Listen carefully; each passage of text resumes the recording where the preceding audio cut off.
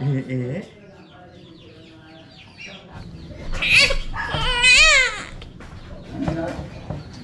Apo. Good morning po sa inyong lahat. Yan. Today is December 28, 2023 po, no? Balik vlog na po tayo ngayon kasi nung nakaraang weeks medyo busy pa po kasi anak na po si Mrs. no? Yan. Today, 9 days old na po si baby. Time check tayo, it's already 6:30 in the morning. Napaliguan po namin si baby po, no? Kami po ay mga first time parents. Sa ngayong panahon guys, kailangan po nating mag hands on po, no? Kahit sa mga tatay. Kasi sa sitwasyon namin ni Mrs. guys, mahirap po pag siya lang po, no? Kasi na-CS po siya guys, no? So hindi po siya masyadong nakakagalaw kasi medyo masakit pa yung tahi sa kanyang tiyan, okay? Wala po muna tayong vlog sa window car wash business po natin. So gising na po si baby guys. Hey baby. Ang baby nga bugtaw. Hey be. So nakapag-prepare na po ako nung guys ng mainit na tubig tsaka yung kanyang bathtub na vlog din natin nung nakaraan. Yan.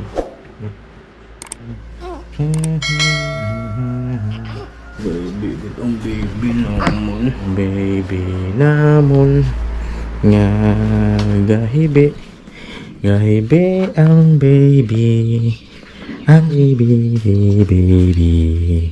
si baby namon.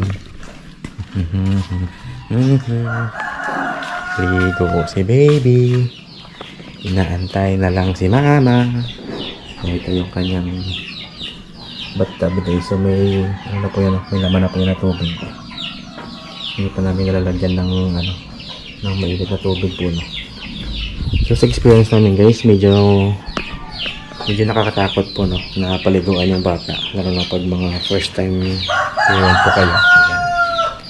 So buti na lang guys sa ngayong panahon, pag hindi nyo alam yung ginagawa nyo guys, madali lang mag-search sa mga YouTube. Yan. Kung paano mo yung mga tutorial na tamang pagligo ng bata po, no? Yan. Maligo. Nilagyan na po ni Mrs. ng mainit na tubig. So sakto na yung init guys, no?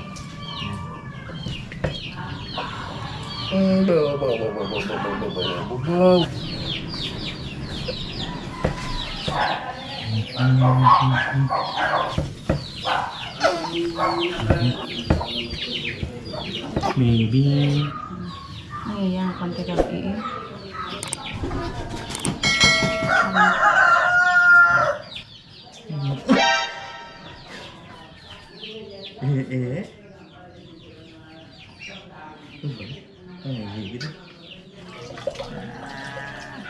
Yung gamit po namin ngayon guys is Lactacid.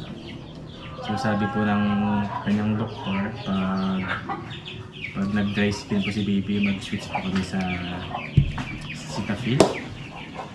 Yan. So sa ngayon guys, mukhang goods naman po yung Lactacid kay baby. Hindi naman po siya nagda-dry skin po. Baby. Bigla. Hindi ko nun yung masakit. Ari ka oh. Ari oh. Ay laga. Uwa mo na yung balido kagako. Namba ko i-upload ko. Ito na yung ginakwan. So isa sa pinakamahirap guys yung paglinis ng bata is yung kanyang pusod, no? Kasi napaka-sensitibo po yan. Yan.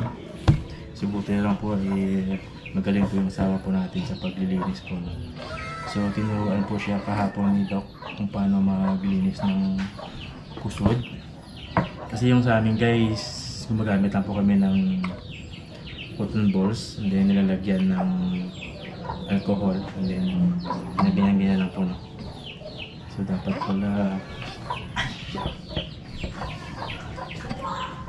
pala guys, pati yung sa loob. Yung ganda ng puso dyan.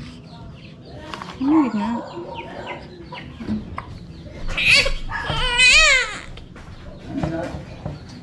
Apaw.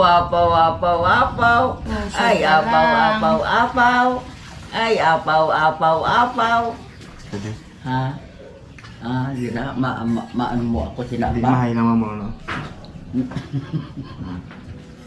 Papo! Papo! Opo. Abo kang gamay ka putay-tay. Ay, abo kang gamay-gamay.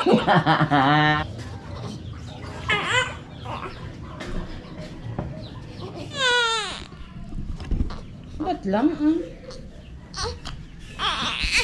Hi guys! Welcome to my vlog guys. So sa ngayon guys, baby pa ako guys now. So shoutout sa inyong lahat ng mga baby dyan. So sa ngayon, hinayaan ko lang po sila gawin yung gusto nila sa akin. Kasi hindi pa po ako ganti sa kanila. Ayan. So ngayon, pag-iiga lang po ako dito guys. Ayan. Gaiga lang. Didi, tsaka tulog, tsaka pupo, tsaka ihi. Yung mga daily, ano po natin, routine. Yan.